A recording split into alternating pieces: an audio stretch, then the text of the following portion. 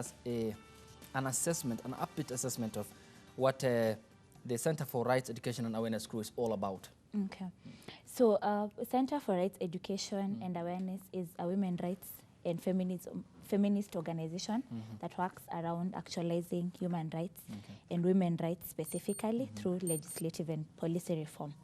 So we work all over Kenya in different counties, in different programs, and the program that particularly works around addressing gender-based violence, where our topic of the day lives, and that's the home for Acquaintance rape, is access to justice.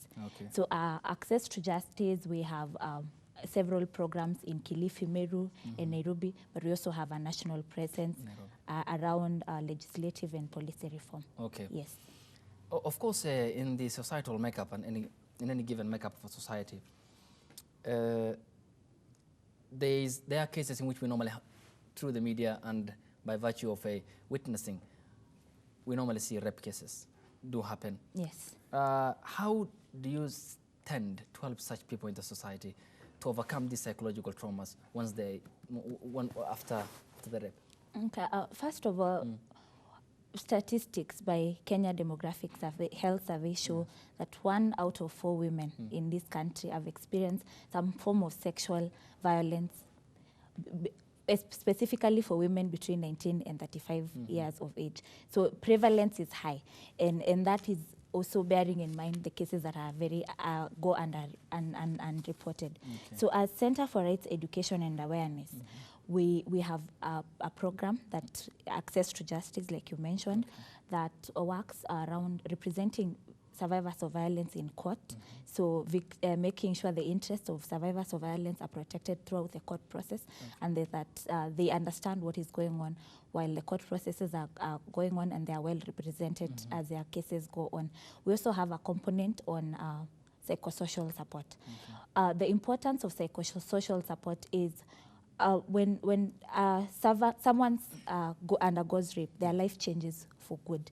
They can become depressed. They become disconnected from the community and their family members, and mostly it's usually psychological, and in some instances it can also manifest physically. So they are withdrawn, they become sick, and even when they go to the hospital, they cannot get a diagnosis. So psychosocial support, we do counseling, one individual counseling, but we also have support groups, depending on how our in-house counselor sees the needs for the survivors to heal. We also do a lot of survivor empowerment in terms of making sure that they are able to be reintegrated back in their communities. Because as we know, the Kenyan culture, when someone has survived rape, the first question we ask is, what were you wearing? Where were you? And so it looks like the survivor netted what the experience on themselves, or they invited the bad experience to happen. And that is not usually the case. So we also have a component for empowerment to ensure that they are integrated and they connect back to the communities where they lived and continue becoming functional members of the community. Okay. Yes. As we continue, for our viewers, if you just can elaborate more on acquaintance rape. Rape is a definition that everybody hears, including me and you. So what does acquaintance rape entail? So if we may just start by defining what rape is. Rape is a non-consensual act of sexual intercourse. So the person you're engaging with sexual intercourse with has not consented. So they've not said yes, and they've not agreed to do whatever you're doing with them. And most of the survivors we work with, even from all over the world, are people who know the perpetrators, the people who've raped them. And so acquaintance rape is rape by someone whether well known to you, or you know them either by seeing them around your home, or you work with them. Or someone known to you. Known to you. In some situations, also someone you've been engaging previously in sexual intercourse with. In some situations, someone you just see. But most times, acquaintance rape, what it devolves around is rape by someone known to you. Sometimes it's under the influence of drug. The survivor, the victim in this case, has been drugged or has been, they are unconscious as a result of the perpetrator's actions, or in sometimes it's also the victim's actions. Okay, how do you tend to help someone who has underwent acquaintance rape? The most important thing for someone who's underwent acquaintance rape is for them to know that it wasn't their fault, Okay. and that they did not invite the bad experience, and that so as Center for Rights, what we do, we first thing when they call, we have a hotline number that they can call, and I will share it with you. And what happens, we advise them to go to a hospital first, yeah, so that they get a treatment for PEP treatment for exposure. They also get counseling, and that the staff at the medical facility should collect also the evidence and the clothes that they were wearing for purposes of pursuing justice later. And then they will come to Center for Rights and Education and Awareness. Our office is in Kibera, where we primarily access to justice is housed. And what we will do, our counselor will start on one-on-one counseling session based on the intake assessment of the client. Yes. Later on, the sessions vary honestly from survivor to survivor. Some survivors do not need many sessions, some need more sessions than others. And so what we do at that point in time is provide counseling based on the survivor needs, and it's survivor-centered counseling that, of course, follows the do no harm principle that counseling for survivors works around. Yeah. There was a case regarding the rape of a high school student in Wajir County, which is in northern Kenya. And we have seen the amount of, excuse me, interventions that revolve around that case. She was brought here to Nairobi for a hospitalization to undergo medical tests. And just recently we had the story of the rugby player, who of course was involved in what we just mentioned, that is acquaintance rape. In such scenarios, if the victim and the offender in this case will or willingly are willing to make it an out-of-court settlement, do you support such initiative? No, and it's not just me as a person not supporting it, but even the law of the land does not support it. The Sexual Offences Act is very clear on what should happen to perpetrators of violence against women, and it's specifically rape. We have very beautifully well done laws that were done, from a background of out-of-court settlement. That used to happen a long time ago. And I think moving on forward, if we truly want to implement laws to protect our women and girls, we should do it as per the law says, and not as per what we think because we know the perpetrator. Because that is what exactly breeds a rape culture. So that I know as a perpetrator, if I went out and raped someone, I can go to talk their father and settle out of court settlement. And laws are made to deter also deviant behavior like sexual assault, rape.